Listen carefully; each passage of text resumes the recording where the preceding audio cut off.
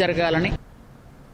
సంక్రాంతి కానుకగా జనవరి 12న మన శంకర వరప్రసాద్ సినిమా విడుదల కానున్నట్లు దర్శకుడు అనిల్ రావిపూడి వెల్లడించారు. ఈ సందర్భంగా ఆయన మాట్లాడుతూ ఈ చిత్రంలో చిరంజీవి అద్భుతమైన నటనతో ప్రేక్షకులను అలరిస్తారని చెప్పారు. కుటుంబ ప్రేక్షకులందరికీ నచ్చే కథ, వినోదం, భావోద్వేగాలు ఈ సినిమాల్లో సమపాలనలో ఉంటాయని తెలిపారు.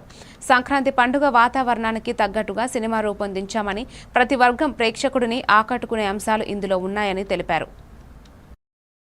ఆఫ్టర్ లాంగ్ టైం మళ్ళీ చిరంజీవి గారితో కలిసి నటిస్తున్నారు.